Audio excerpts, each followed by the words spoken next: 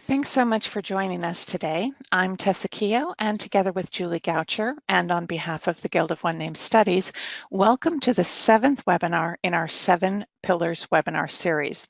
We host this monthly webinar series on the 3rd Tuesday of the month, and more information about the topics as well as registration links for the remaining webinars can be found at the Guild website. Our topic today is Publish and Preserve with Guild members Jim Benedict and Jim Culbert. Jim Benedict has been a member of the Guild since 2007, and his registered study is for the Benedict surname. Jim is a team coordinator on the Members Website project, the regional representative for Western Canada, and this year at the annual general meeting and conference, he was selected as a Master Craftsman of the Guild. Jim is also a member of his local genealogy group, the Alberta Family History Society, and he serves as a director and webmaster. Jim's profile for his Benedict One Name study, shown here, is posted at the Guild website, and you can learn a bit more about his study and find links to his various websites, as well as contact information at the Benedict profile. Jim's Guild-hosted TNG website, Benedict Generations, is one example of preserving and publishing your one-name study, and it can be found at benedict.one-name.net. Jim Culbert has been a member of the Guild since 2004, and he began the Culbert One Name study soon after joining the Guild. Jim was one of the first members to join the Members Website project, and he now serves as Assistant Support Manager for TNG users. Jim's profile for his Culbert One Name study is posted at the Guild website, and it's shown here. And you can learn a bit more about his study and find links to his websites, including a DNA website, as well as contact information at the Culbert profile. Jim's Guild-hosted TNG website, the Culbert Family Genealogy Project, Connecting a Migratory People, is another example of preserving and publishing your one-name study, and it can be found at culbert.one-name.net. Now, as you can see between the two TNG websites that I just showed you, the layout, the theme, the colors, as well as the content or the topics that you want to include are all customizable, and the focus of the resulting website is truly up to each member. Now we're going to start with a short PowerPoint presentation on succession proofing your one name study. And then Jim Benedict and Jim Culbert, and we're going to refer to them as Jim B and Jim C, are going to walk us through a few websites to discuss specific projects. Jim Benedict will give us a walkthrough of the Next Generation, also known as TNG, and Surname Cloud. And Jim Culbert will give us a walkthrough of the TNG wiki. If you have questions during the presentations, please add them to the Q&A box shown on your dashboard, and Julie and I will be sure to ask them at the conclusion of the presentation. Since we're going to be going live to websites during part of this webinar, you might notice a slight delay as the pages load, and we did notice this in our practice session. But no worries, as this is a tech process, it's not your device. And with that, let's get started by turning over the controls to Jim Benedict. And hello, everyone. Jim Benedict here. Thanks for joining in. I appreciate everybody having an interest in looking after your family tree, publish and preserve. To start off with, I'm going to do a little PowerPoint presentation here to introduce you to the whole concept of preservation of your study and why you would even care to do it. You know, your friends and family are always amused with your passion of searching for dead relatives. You talk to them about old grandfather Elmo and his farmstead in southern Saskatchewan. Their eyes start to glaze over as you recount the latest graveyard crawl in Estevan. Your spouse is just not as enthused over another genealogy conference trip yet again to Salt Lake City.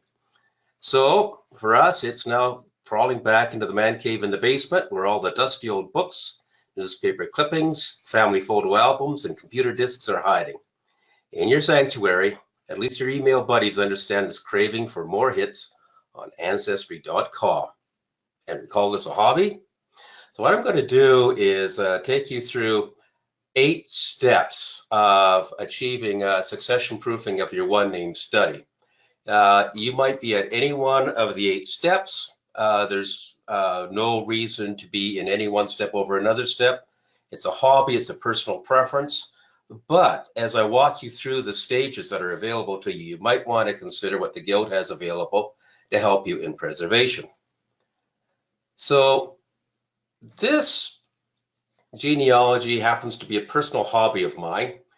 And except for my family obligations of responding to questions on the name, I have no plans to archive it or to pass it along to anyone else.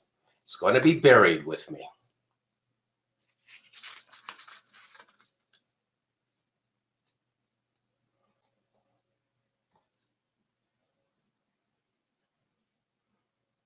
Let me introduce you to Mr. Ray Luxton.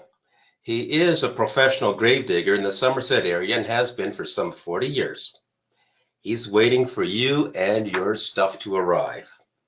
Yes, you can take it with you. But if you want to move into a little better way of preserving your study, consider that, genealogy again is a personal hobby of mine, but someday I might drop it off at my local library or my nephew's house. They can sort it out. And I know a number of people that have been caught this way where they didn't really finish off their study, get it packaged up properly, and it's ended up being, again, in a basement somewhere, a whole pile of books, papers, and so on, and it's going to end up in the trash pile. So some of us are at the point where we do have it all in paper form. We don't need a computer to store it. The cardboard boxes work just fine. You got your study all organized, cross-indexed, tagged with library recipe-sized index cards. The family charts are filled out. The family description pages are now complete. Everything is sorted, color-coded, shelved in 3-ring binders. So congratulations. At least half of us can't even brag to be that far along. If this is all you've been able to accomplish, that's a fairly major accomplishment in itself, getting everything properly indexed. However, what happens in the event of a flood, a house fire, or a water pipe break, or you are attacked by rodents, pet mice perhaps, paper-loving insects, mold, sunlight, excess heat, excess moisture, lack of moisture, ravages of time? Paper does not last forever. You do need to get that stuff preserved some other way. So, although it's all in paper form, here's an example of a massive project I have run across myself. Just going to bring up some pictures. What you're seeing is Esther and Elwyn Benedict from East Syracuse, New York State. That file drawer is just a small example of what they've done in Benedict research, all in paper form. Oh, and by the way, this is a shot of their bedroom. I have visited with them. Cardboard boxes upon cardboard boxes in no particular order. It's overflowing their house. I've calculated that if we stacked all of their paper one stack high, it would amount to about 3 stories of. Are you in that kind of a situation? No? So let's move on to how we handle it on computers. We have it all on floppy disks or external hard drive, zip drive, floppy disks, maybe punch cards, and you're going to leave that up to the local society to figure it all out. The trouble is all of that gets obsolete, and it gets obsolete about every 2 years. You have to move all the information across to a new tool. Even the software applications cry to us every few years to have the next update installed. So now your 10-year-old data files become unreadable with the latest version of software. Ouch. This is where you have to get into a regular schedule of refreshing your backups, being prepared to replace computer gear, and replace software. But let's move on a little further. Now you've got it carefully stored on the home computer, all neatly indexed and entered into your favorite family tree application.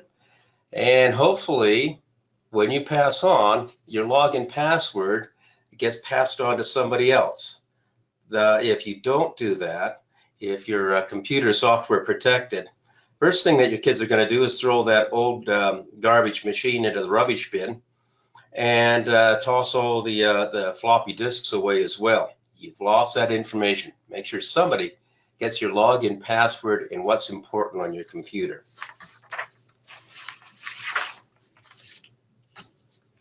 So now let's move on to stage 6. We've really moved up. You have it all online, no problem. There are chunks of it on Ancestry, MyHeritage, Find My Past, Family Search. Golly, I'm also on Facebook, Flickr, Instagram, and Twitter. You can find bits of my family all over the internet, which is the case for me as well. Just make sure that you have one master file that you keep up, regardless of the others, and that, again, people have access to your Facebook, Instagram, Twitter sites, if that's where your information is stored, or Family Search and so on. All right, now we're moving up. Stage 7, we're just about there. Let's move it up to the internet. With the internet, you have all kinds of options available. Again, you have Ancestry, Family Search, and so on. And now you also have access to what the Guild has available, which we're going to get into shortly. Number 8, the final stage, the final frontier. Okay, guys, this is where the Guild comes in. Now, what I'm going to show you here is what I consider, now this is just a personal opinion, what I consider the elements of the study of a surname. First element is what I call structure. This is what the family tree software does for you. It's got names, places, dates, siblings, children, grandparents, and so on. But that's the bones, that's the sinew that holds everything together. We're still lacking something in our study. And this is what Jim Culbert is going to be talking about. And that is the narrative part of your family study.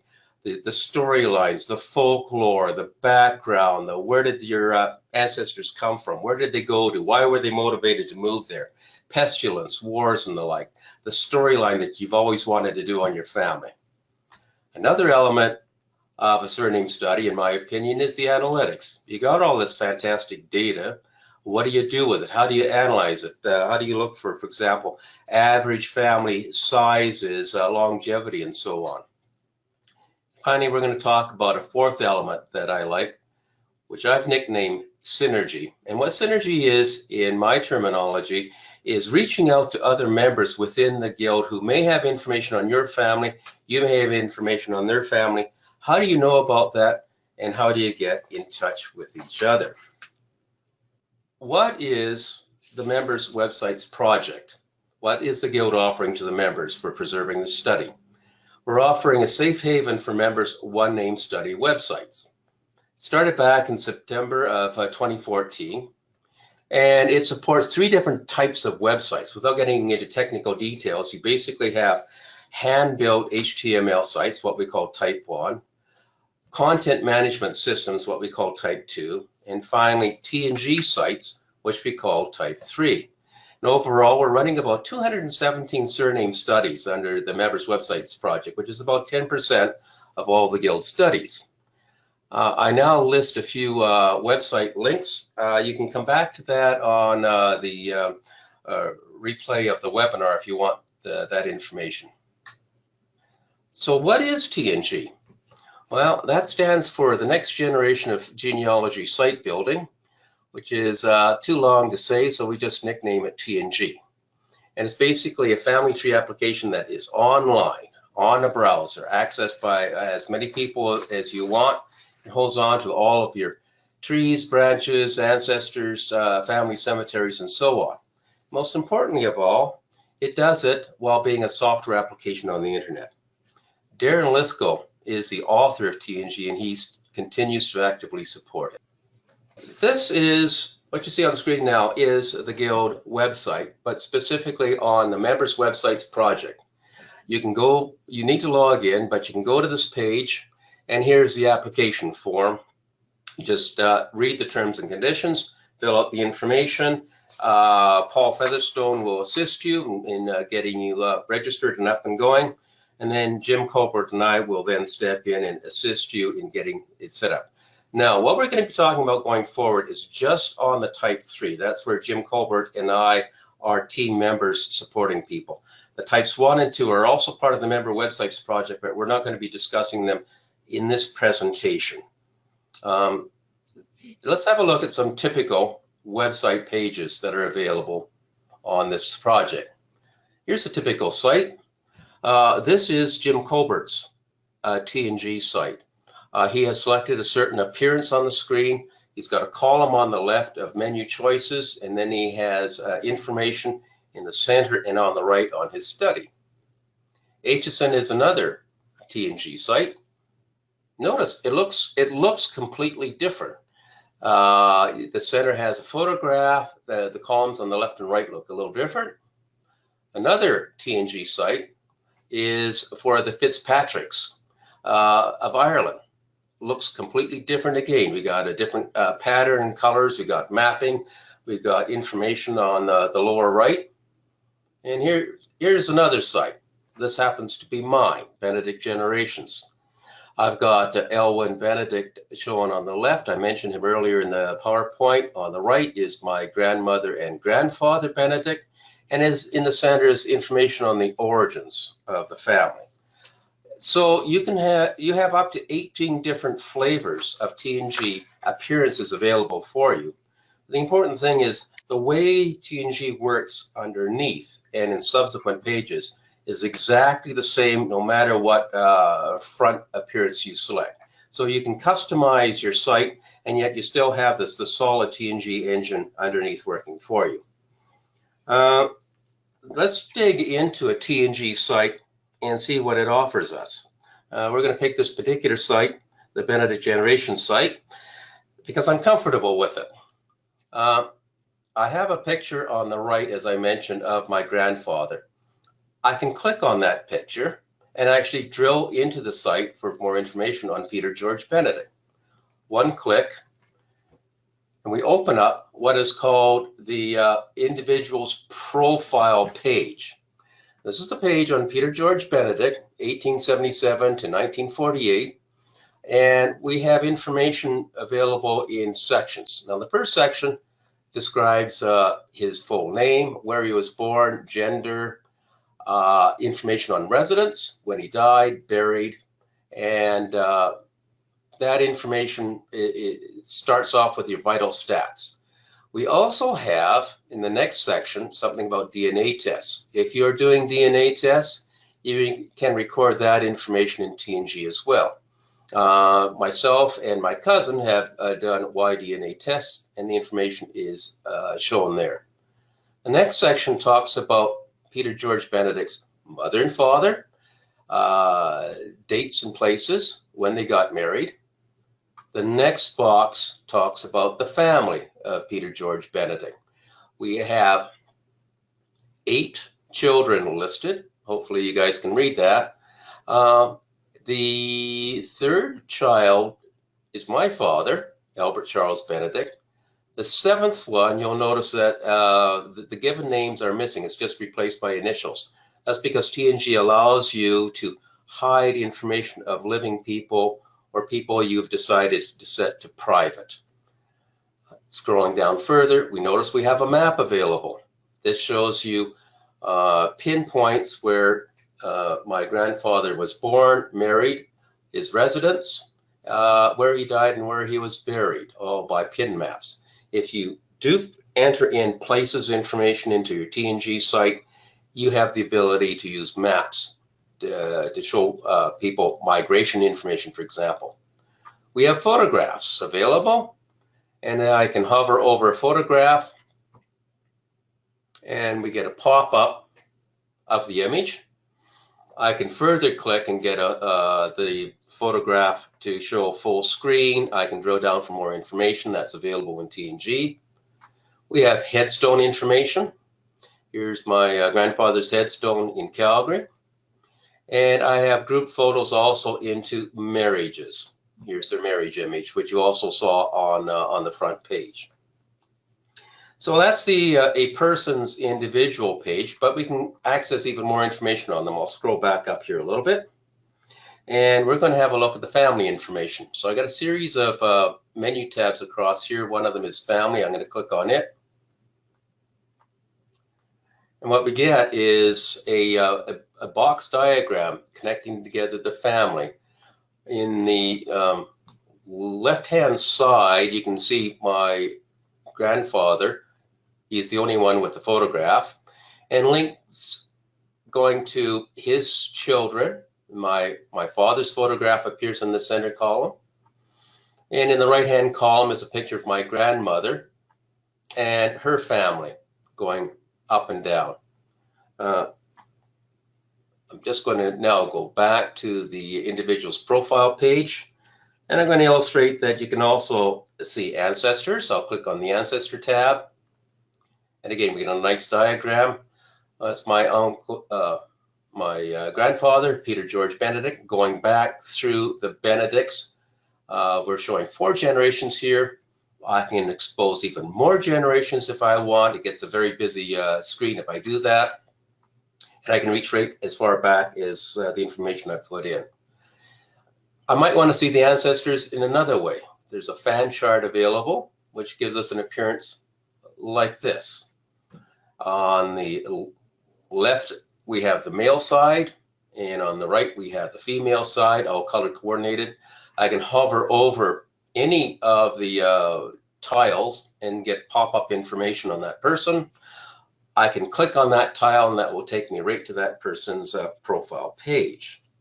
If I don't want to do ancestors, maybe it's descendants. Now this gets to be another box diagram with a whole bunch of people, but maybe I want to look at the information in a more of a printout friendly format. Clicking on descendants and register, I can now see the descendants of Peter George Benedict generations 1, 2, 3, 4, 5, as many as I have.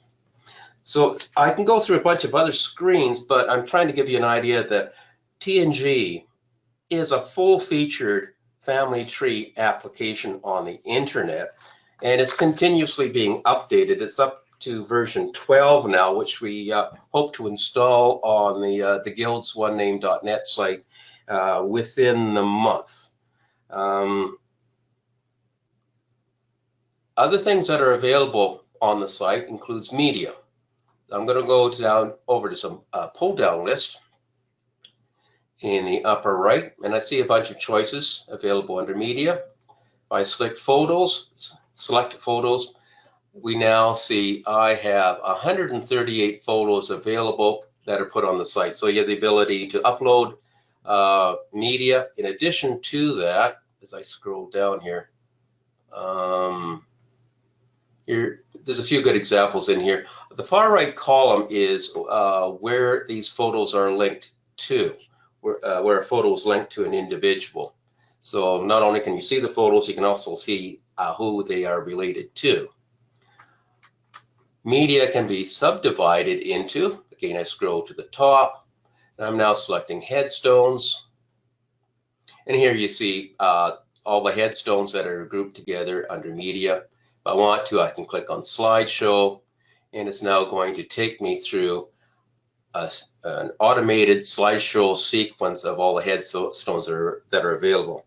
Headstones might not be the best choice for doing this, but you might have family albums, you might have family reunions, and you may want to put them together in an album format. You can certainly do that and show them as a slideshow. Okay, enough of that. Now, other tools that you have available is you have a find column here, and you can do a find of surnames on your site. And we can see on the left-hand side the whole collection of 50 surnames that are available in my site.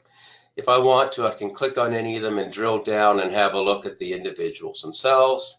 We also have a couple of pie charts on the right showing us the distribution of the names and the predominance of certain names as well. Sources. You have to have sources if you're doing solid research. We have sources available. If I go to the info menu item at the top, scrolling down, I see an item called sources. If I click on that, we get a box of the 7 sources that I have set up so far, and on any of them you can click on the link, and it's going to bring up the details of that source for me. Repositories, can we hold on to repository information? Yes, we can. And here's a couple of repositories that are available. Again, you have access to the detailed information. So now you have the ability to properly identify and indicate the quality of research that's been done on your family in TNG. What about GEDCOM? Can you do GEDCOM? And that is an administration task. So to do that on my site, I now have to log in to it. I was not, by the way, I should clarify, I was not logged in up to this point. So the information you just saw is what the public is also able to see. But now I'm logged in. So I'm going to go to the administration panel. And it looks like this. And everybody that gets a TNG site gets access to their own administration panel. There's a whole pile of things you can do in administration panel. So I'm just going to illustrate one aspect, and that is importing and exporting of GEDCOM. So I have a tile here that I'm going to click on. And in doing so, it takes me to administration screen. And here I have the ability to do importing. Or if I click on this box, this tab, I have the ability to do exporting of my GEDCOM information. So if you have your prime research being done on Legacy or a Family Tree Maker or Roots Magic or what have you, you can continue using that as your master research tool and just make your TNG site synchronized or a subordinate site for you for display to the public. If you want to, you can make TNG your primary site and you can do the exporting going the other way.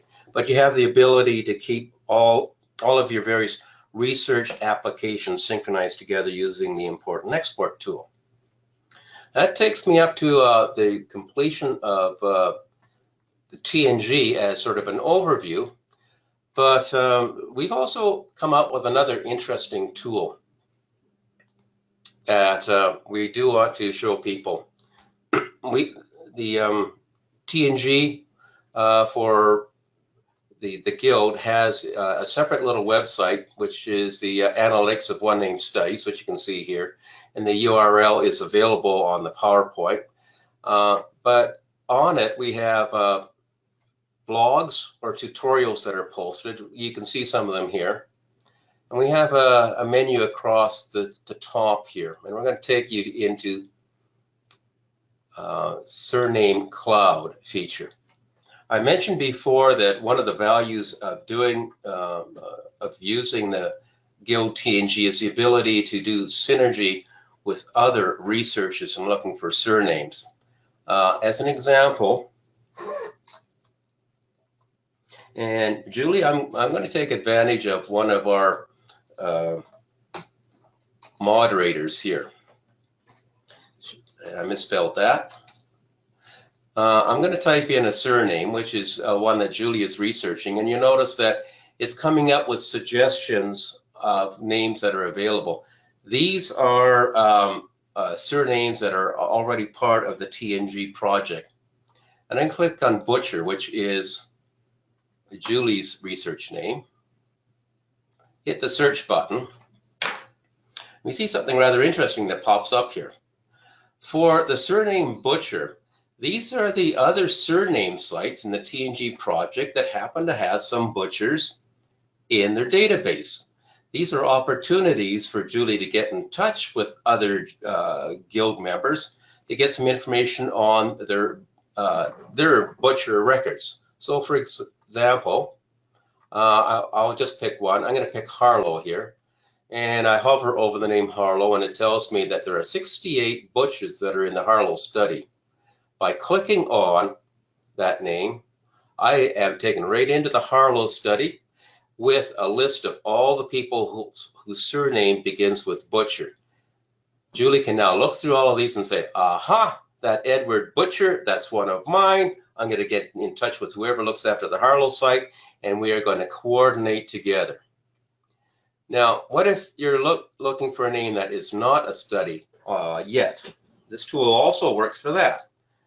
I'm going to punch in Jervis. Now, Jervis is not a registered surname study. Last time I checked anyway, but it's a surname. If I click on search, I find that all of these TNG sites happen to have a Jervis in it. The Atherton site has 3 of them. Steinmeist has 5 Jervises in it. So this is great if you're doing variants.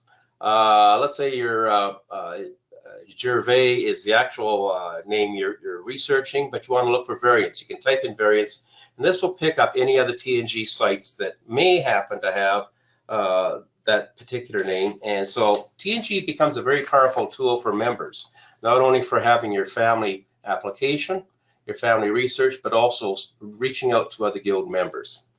And that brings me to passing the baton over to Jim Culbert. So Jim, I'm going to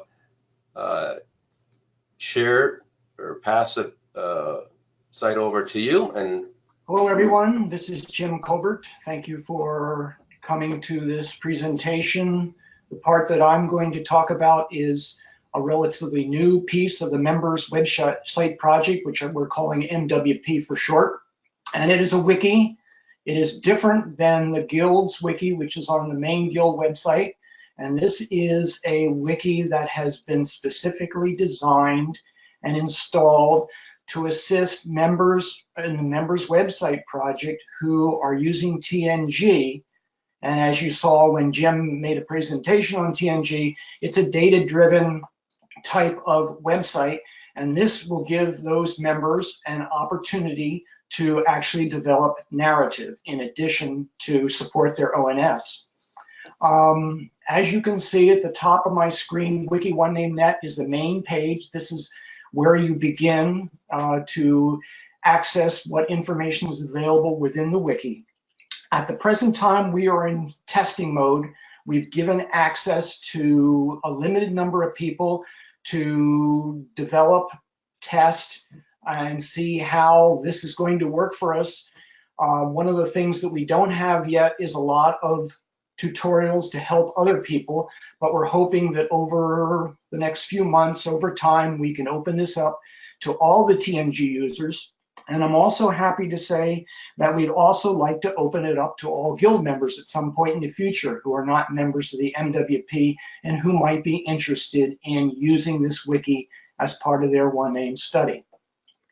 In this particular screen, up in the top right corner where my cursor is now is a login. For those that have access, you can log in with your username and password, and then you can actually edit pages. Everything that I'm going to show you today is publicly available, and I'm not going to log in.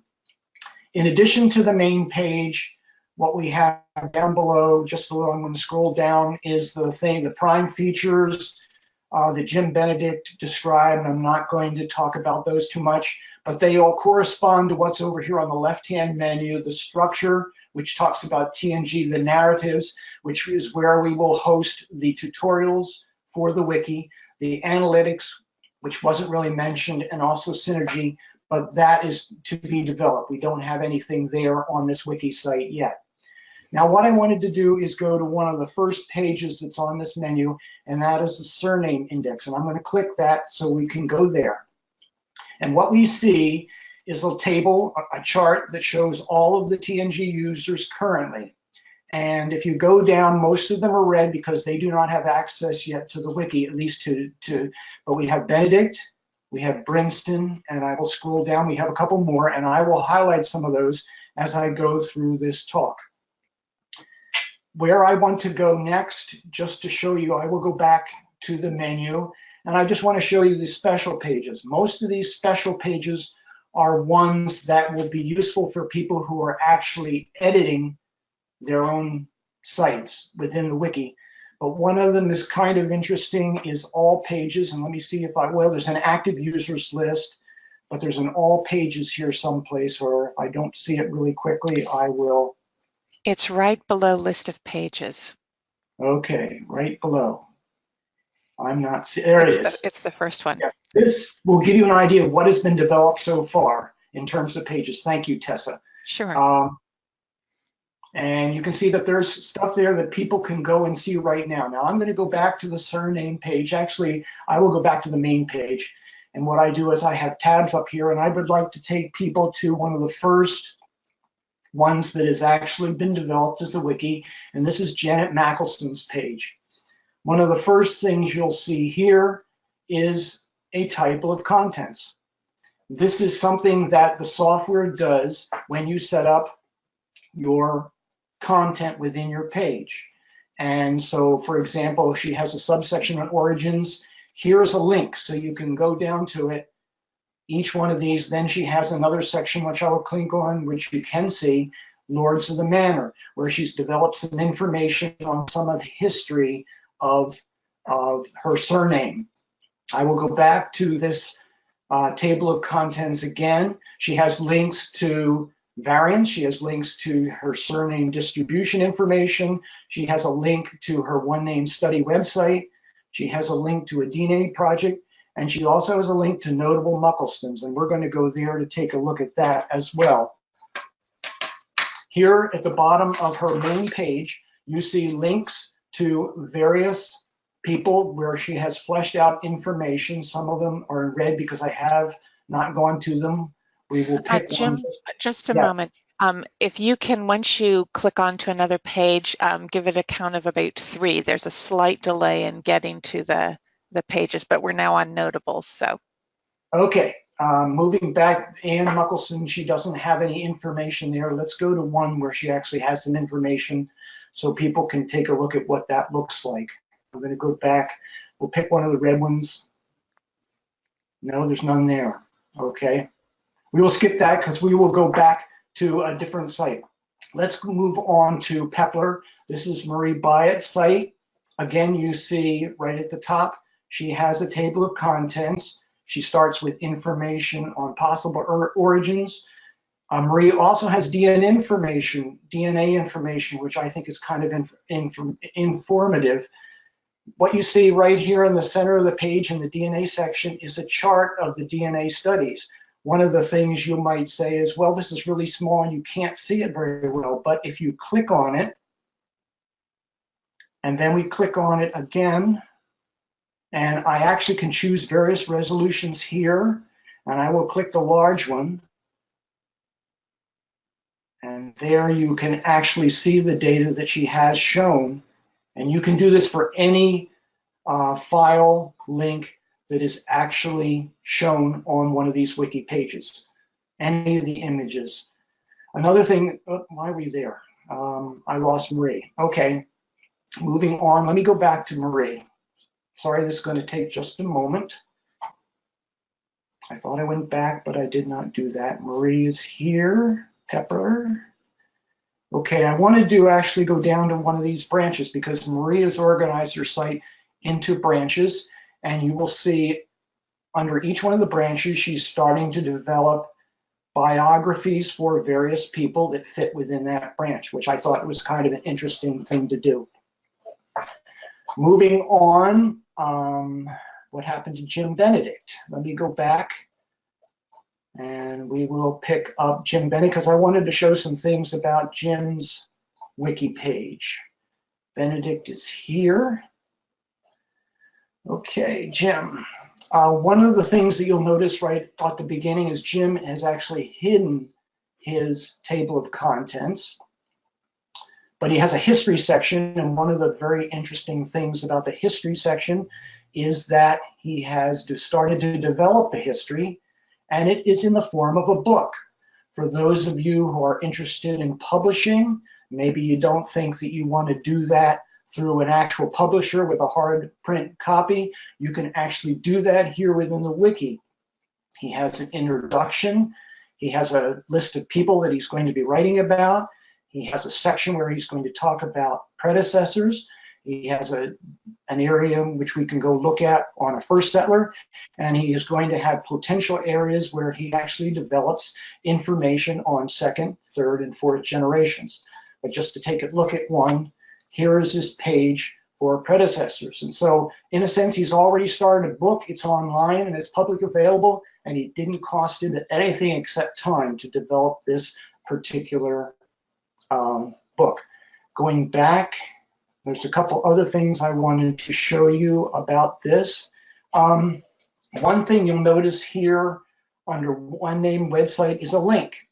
This little double arrow that you show here is an external link. If I were to click on that, it would take me outside of the wiki to his one name study.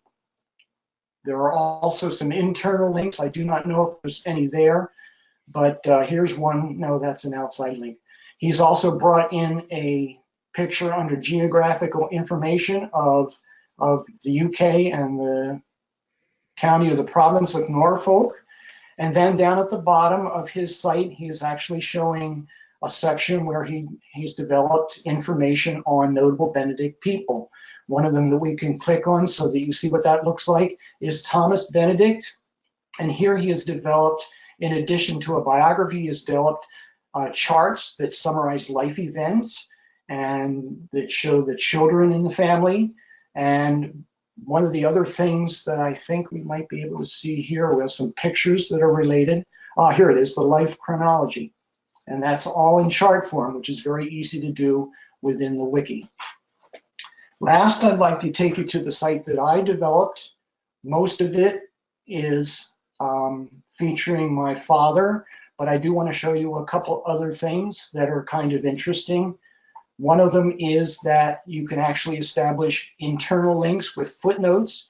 And if I can just click on one here, let's just take this first one.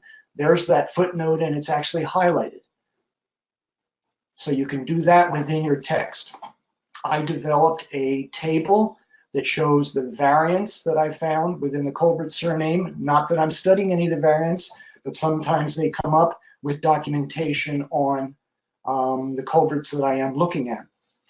The other thing that I wanted to show people is this Culbert people section. What I've done, which is a little different than other people, is I've actually used nested pages.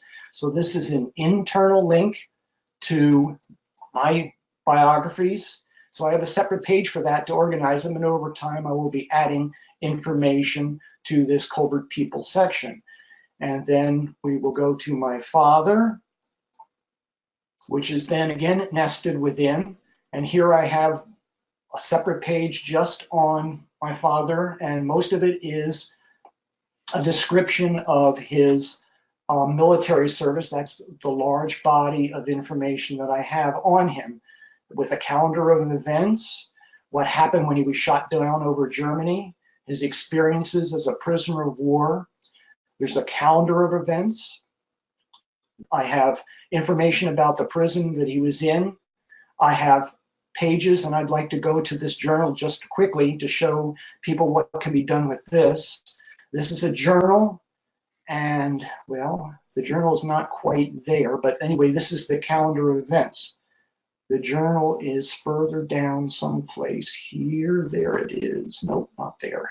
Well, we can use this as another example. Here is Stalin left one photos that he actually took before he left. And what I wanted to show you is, well, that's only one picture. But you can enlarge that if you'd want to. There it is. This is what I'm looking for. And what you see is a list of the pictures, but they're done in PDF format, so you would have to click on each one of these to see them. What I was hoping to show you is my actual gallery, and so I have to go back up on the screen to show you this gallery, which is kind of interesting. Where is it? Here it is. POW Journal. It's a red link, and it shows everything that I've put up from his POW Journal, but then I thought, here it goes. It goes, I've organized it in a gallery such that you can go from one to the other through each page instead of having them all show up on one sheet of the wiki. And I could scroll through them very quickly, or there's probably a setting that one can use to do it automatically. A couple last comments that I wanted to show, things that I have done that I like. I have actually put my links in red so they're easier to find, particularly my internal ones. And then scrolling down to the bottom of the screen, the other thing that I've done that I like is I've actually, because I'm nesting pages within pages, so to get back to a certain place and not using the back button several times when I don't know where I am, I'm putting at the bottom of the page as a backlink to a certain place, so you can go back to, in this case, the people page, which I can do right there. I think this pretty much concludes what I wanted to show to give you a flavor of what the wiki can do for you. And I will now turn the presentation back over to Jim Benedict. Thank you for your attention. Jim, you're on. All right, I think that Jim, have you talked about everything that you wanted to talk about with the Surname Cloud, or did you have more? I covered the Surname Cloud, unless somebody has a question on it. So I think our formal presentations are now complete. Tessa, back to you. Okay, so I had a few questions, first of all, and then there's one or two here. And the first question is for Jim Benedict. Let's see, Ian wanted to know, are some of the features shown by Jim available as part of version 12 rather than version 11? He's talking about pie graphs and the surname list. Is this something new that we haven't seen yet? The only thing that was shown that is unique to version 12 happened to be when I did a list of surnames, and there's 2 pie charts on the right side. That is unique to version 12. Everything else that you saw is available in the current version. Okay, great. How do each of you approach your TNG websites? Do you have a master program that you have on your computer, or do you work primarily in TNG? And Jim Culbert can answer first and Jim Benedict second. I uploaded an initial database GEDCOM from my Family Tree Maker software back in 2015 when I first obtained access to TNG, and since then I've been editing primarily in TNG, and I have not uploaded any other GEDCOMs. Okay, and so then do you export back to Family Tree, or do you just work and keep everything primarily online now? Everything is primarily online. Okay, and Jim Benedict, how do you work? Much the same way as Jim Culbert. I've dropped using Family Tree Maker some time ago, and I've not gone back to any application on my computer. TNG provides me with virtually everything that I require. It also allows me to do backup of the data, and I can always create a GEDCOM and store that away if I want to. But I'm quite satisfied that TNG is the way for me to go. That's a personal preference.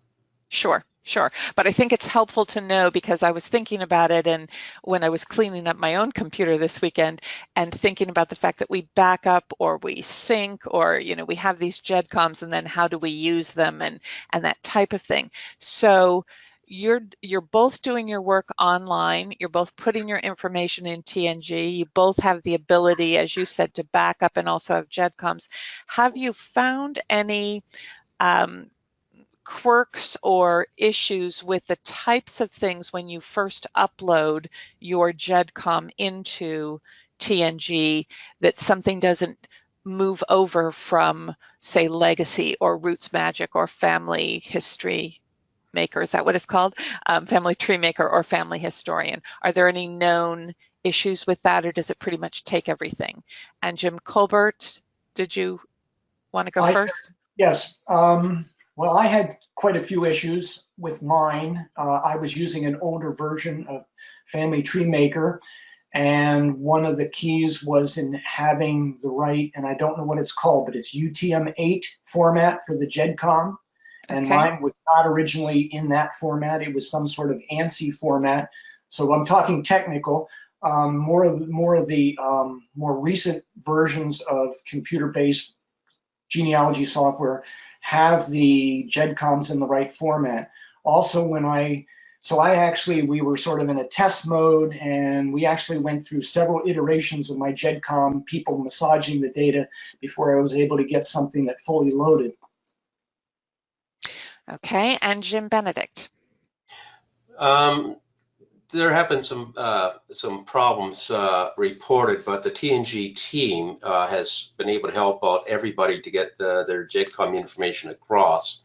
And because I'm dealing almost exclusively now in TNG, I have no issues whatsoever with GEDCOM. I did want to add one other comment to what was asked just a little bit earlier. One of the benefits of going online with something like TNG is the ability to bring in other researchers. I have 8 people registered as users in my TNG site, and these are people that will be helping me populate the information. So I'm no longer a lone wolf. You now have a virtual team out there to help you. Okay, that's great. That's a real benefit of this. I understand from someone who uploaded their information from Legacy, as well as somebody who used Roots Magic, and it might just be that it's the timing of it as those programs have progressed as well, but there seems to be really good interaction between TNG and those 2 programs, at least that I'm aware of. Now, another question that, did you have a comment? I just wanted to mention one thing that is a bit of a technical thing when you import from your computer into TNG, and that is media. Media is an extra step. A GEDCOM itself is not able to have image files within it. It's not designed for that. So you have to go through separate steps to have any of your images also in your TNG site, but there's tutorial instructions on that. Okay, that's great. Good to know. All right, so now once I asked 1 or 2 questions, now we have the floodgates of them. So the first person, Robert Fowler, asked, TNG costs for 50+ GEDCOM study. I'm not sure what he means by 50+. If you could explain what the Guild system is, because these are Guild hosted, so we pay for the TNG program, but then the hosting is done by the Guild. Is that correct, or do you want to explain that a bit better? Jim, do you want to take it? Sure. My understanding is that for one to use the TNG software, you would have to pay a small license fee. I don't remember what exactly it is, but it's somewhere in the neighborhood of $20 US. And then the site is hosted on the One Name Net website, which is hosted by the Guild of One Name Studies, and there is no additional cost. There could be in the future with an upgrade of TNG to another version, but that would probably be another minimal cost.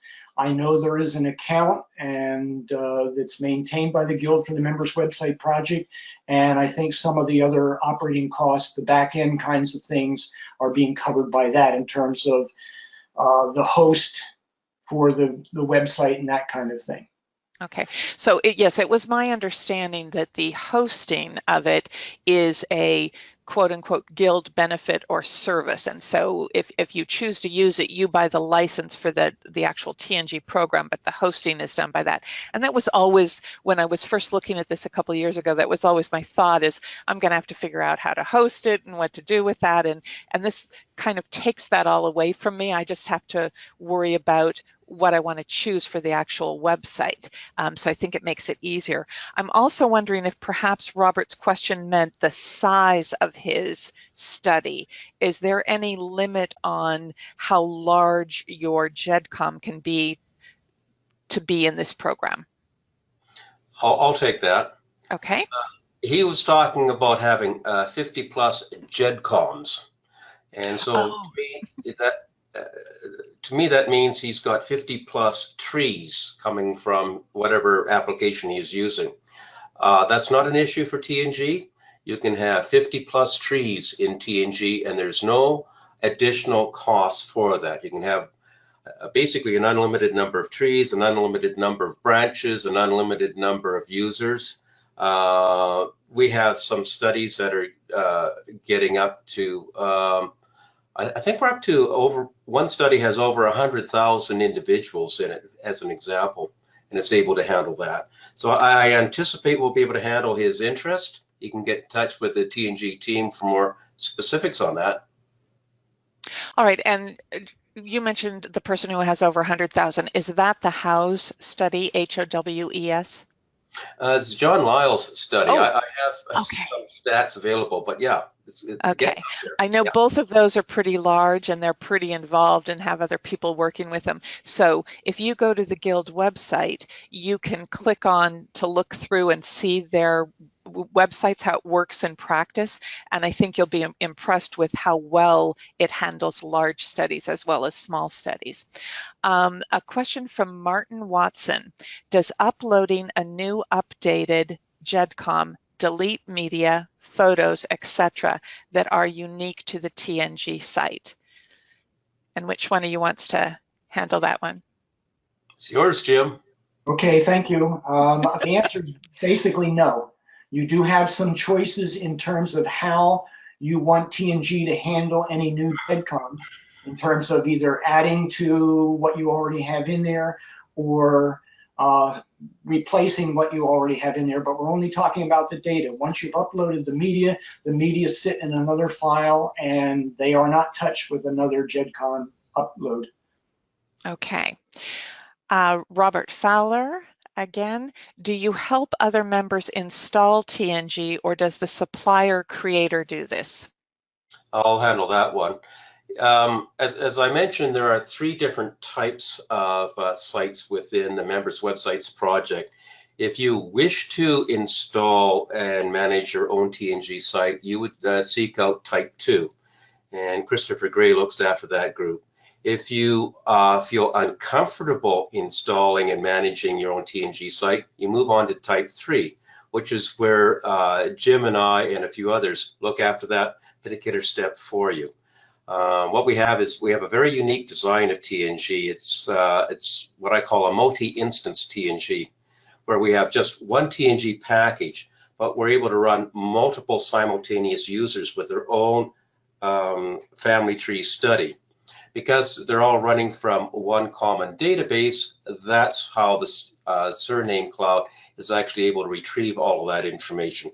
As to which way you want to go, have a look at the information on the Guild's wiki site, on the application form terms and conditions and information. And you can also get in touch with us for a little more guidance, but you can select to either stand alone or join the crowd. And I noticed that when I went onto the Facebook page for the Guild of One Name Studies,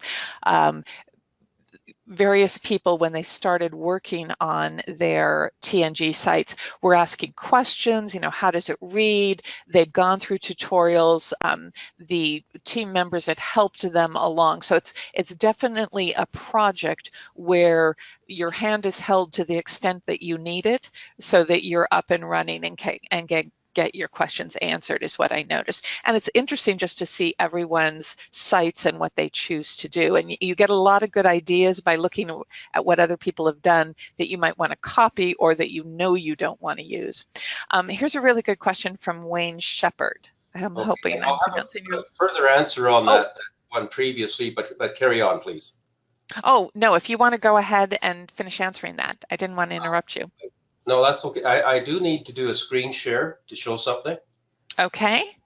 Let me give it back to you. We certainly are. Okay, great. So now we're seeing the TNG tutorial articles and videos. Correct. I've gone back to the wiki site that Jim covered quite magnificently. And on it, you will find the left-hand column has a number of topics available. And in the middle, there are something called tutorials. There's tutorials on TNG and there's tutorials on wiki. Right now, I'm on the tutorials for TNG. What we have here is a number of boxes and with topics inside them, starting off with a beginner and moving on to more advanced users. We have a whole host of articles here to guide you through the setting up of TNG. For example, I'm going to go back up to the top here and click on, here's one link, a tour of my first TNG site. Let's see what that's all about. That will take you to a wiki page, which tells you what you're going to get when it comes right out of the box. It's day one of starting. What is on my TNG site? And we walk through and we break it down into all the various sub features and the like. There's dozens of articles here, so if you're considering using TNG, whether type 2 or type 3, it'd be well worthwhile looking through the tutorials and see how you're going to use this new tool. There's also a set of tutorials for wiki similar to this, so if the wiki is of interest to you, have a look at the articles and get a flavor for it.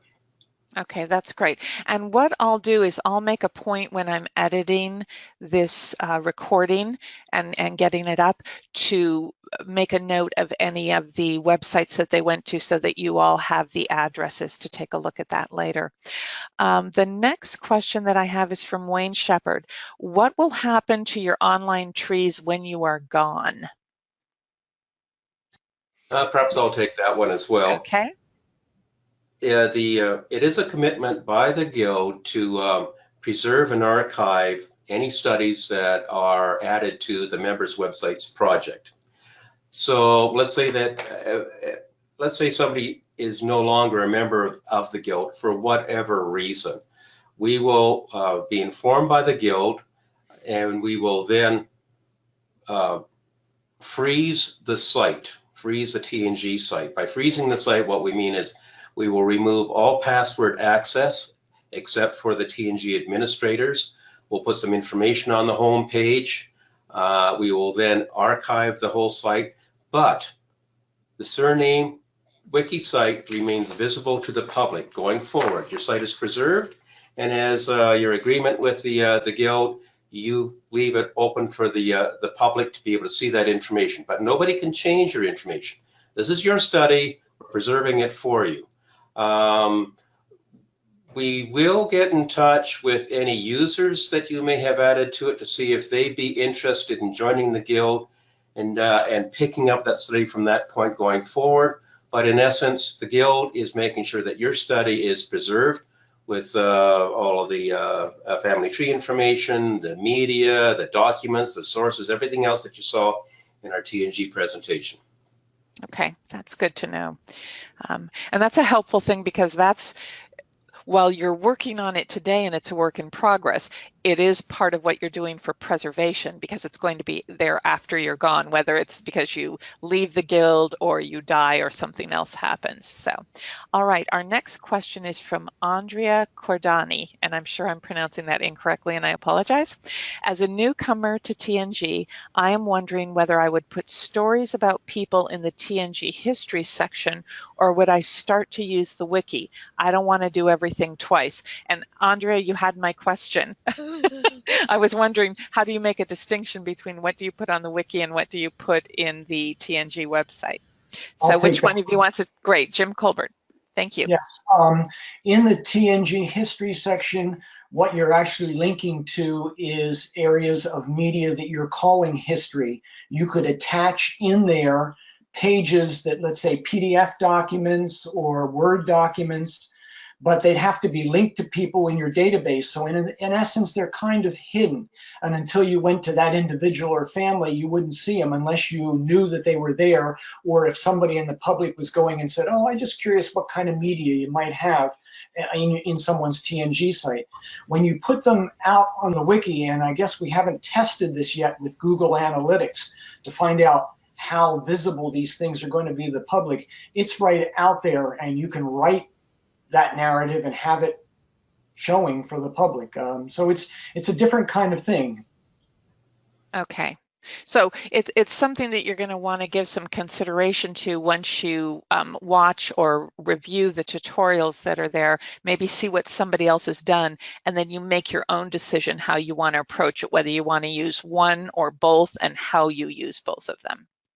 Would that be correct? I apologize for flicking around on the screens that was showing up on there, but I was going to be illustrating that you can, in your TNG site, on your person's profile. I'm sorry, before you go on, Jim, do you want me to give you the screen back? I just didn't know what was going on, so that's why I moved it. I'm happy to give it back to you, okay? Yep, please do. All right. And I'm going to leave you as the presenter until we end it up. So okay, you can keep that in mind. All right, thank you. I've brought up my Benedict Generations TNG site, and I'm on Thomas Benedict, the first Thomas that arrived in North America. And we're on his individual profile page. You'll notice that one of the items I've added on this is biography on the left, and on the right is a link that will take me to Thomas Benedict's wiki page. So I'm able to wire the two together. I can go to Thomas Benedict's wiki page, and on there I will have a link that will take me to the TNG site.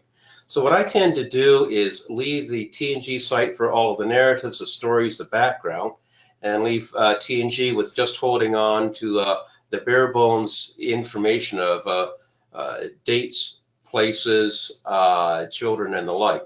You can balance between the two, but when you decide what the balance is, you don't have to duplicate the information on both sites. Okay, that's good. I think a lot of us were wondering about that, so that's excellent. Okay, the next question that I have is, and this is kind of a version of it, but I want to make sure we're really clear. Stephen Coker, who owns the data in TNG? Does the guild become the data owner? So is that right now the person who has the license owns it, but then based on the terms and conditions, if they end their membership, is it owned by the guild or what? How does that work?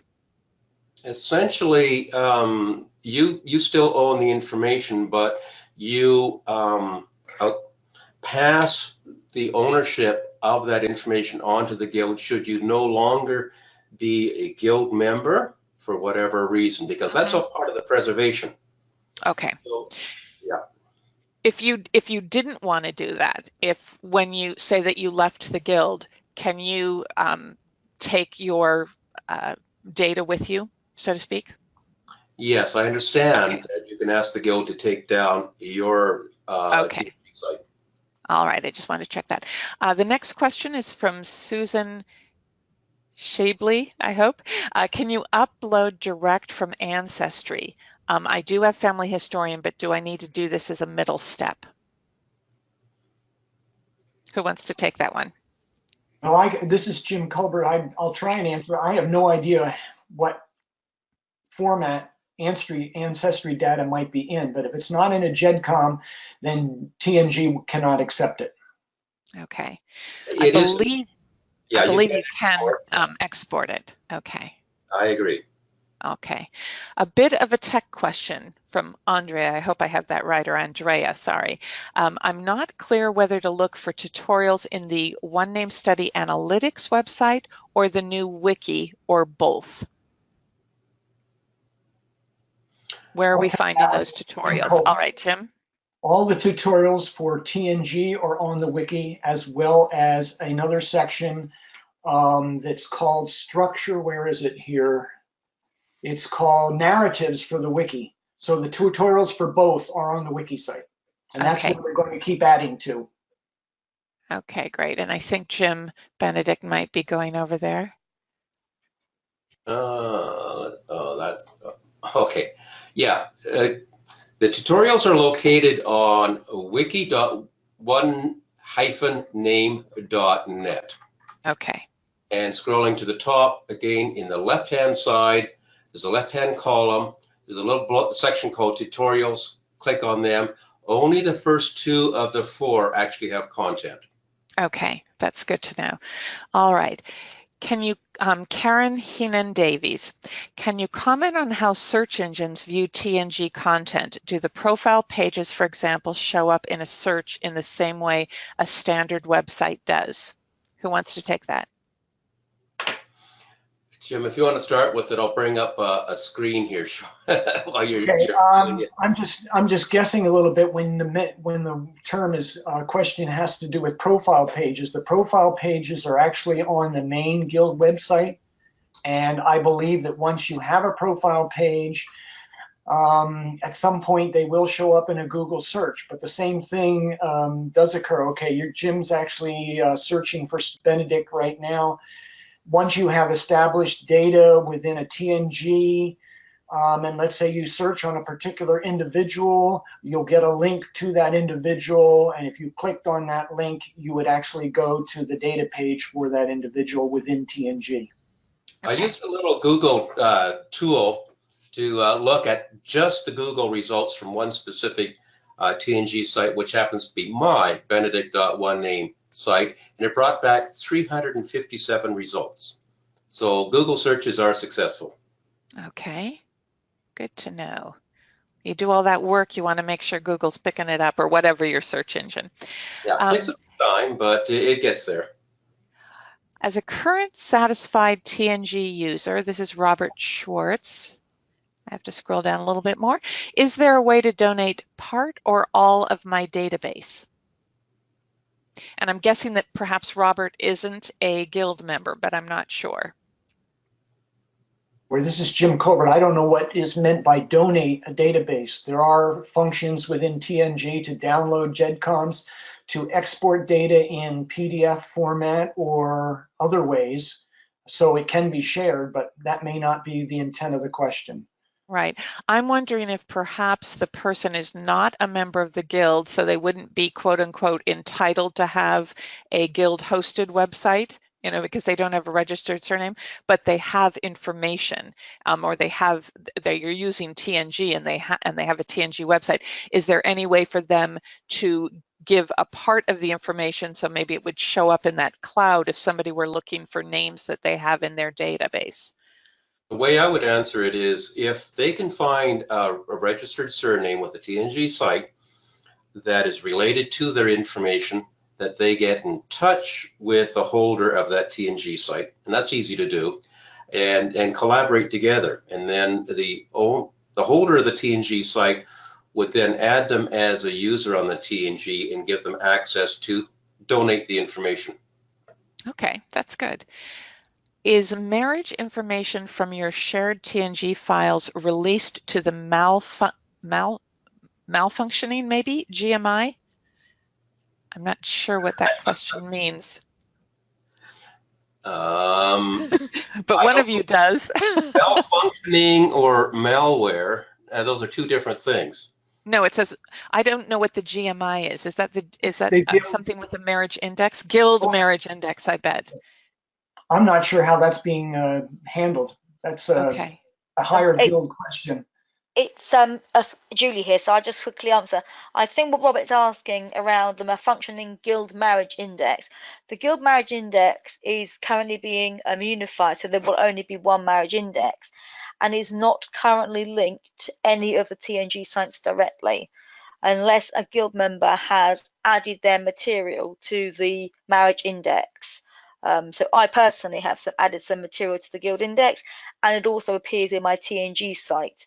I don't know whether that answers the question, Robert. If it doesn't, can you just ask another question, and then we can see if we can capture it properly then. All right. So while we're waiting on that, Diane Lingwood asked, you mentioned the MWP wiki. When is this being rolled out for everyone who has an MWP? And that is a members website project. Join the waiting list. Jim, you want to handle it? I don't know how to answer that. We don't have a timetable yet. We're still in testing mode. Okay. I'm building up a list of people that have expressed interest, and we have about half a dozen people, 4 or 5, 6 people right now, who are also in testing mode, and we're getting feedback from them as to what they like and they don't like. One thing that Jim covered in his presentation that I do want to point out, beyond a few guidelines that we have set up, the wiki site is yours. How it looks, what it contains, what its purpose is. I love Jim's wiki site because he's done a tribute to his father and his father's years in World War II, and he's got memorabilia that would otherwise be lost. I'm sure a number of members out there have that same sort of predicament. For myself, I'm under great pressure to publish Volume 3 of the Benedict's genealogy, and instead of going the paper way, I've decided, why not use TNG and wiki together? Marie has a way of talking about her DNA results in a lot more detail than she could on just a pure TNG site. There could be people out there that want to expand on a hometown where their origins of surname came about. Perhaps there was migration, perhaps there was famine, perhaps there were wars that affected their family and how their surname expanded or shrunk. And here's the opportunity for people to really express that in more detail than they could in just a family tree application. So you can come up with some very interesting creative designs. And what we're hoping is some of these early leaders are people that are inspired to really come up with an effective way to tell the story of their surnames. Will be examples for others that want to leap into this. And someone who has left the webinar, had to leave probably on the hour, Martin Watson said, "Thank you, everyone. It was a great webinar. It was just what he wanted." So we do like hearing that. I believe that is, I think we've answered every question that came in. So I'm pleased that we took care of that. First of all, I want to go ahead and thank Jim Benedict and Jim Culbert for presenting today. As you all saw, there are several methods of preserving and publishing our one-name studies, as well as just our general family history. And you both have given us lots of food for thought, and perhaps you've even nudged a few of us who either were on the fence or need to take that final step to get our TNG sites up and running. And so I appreciate that.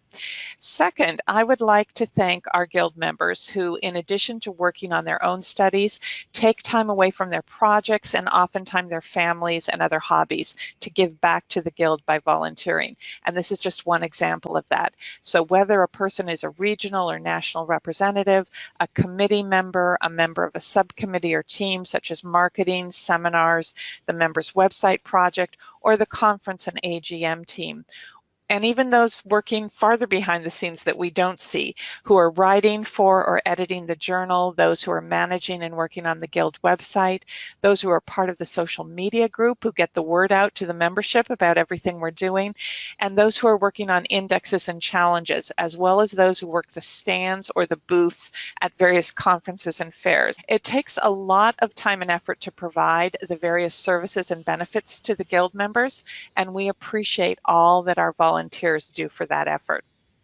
A reminder that our next webinar is on Tuesday, July 17th at 7 p.m. British Summer Time, and that should show up in the GoToWebinar platform as adjusted for the time that is on your computer. Our topic for the July webinar is 6 months in with a new study, and we're going to discuss those beginning efforts of a one-name study, whether that's the research, the organization, gathering information, or technology. In short, how members who are just a few months in work on their studies. This is going to be interesting and helpful as times have changed with the advent of 24/7 internet research, as well as the ability to use websites, software, and social media to conduct our studies.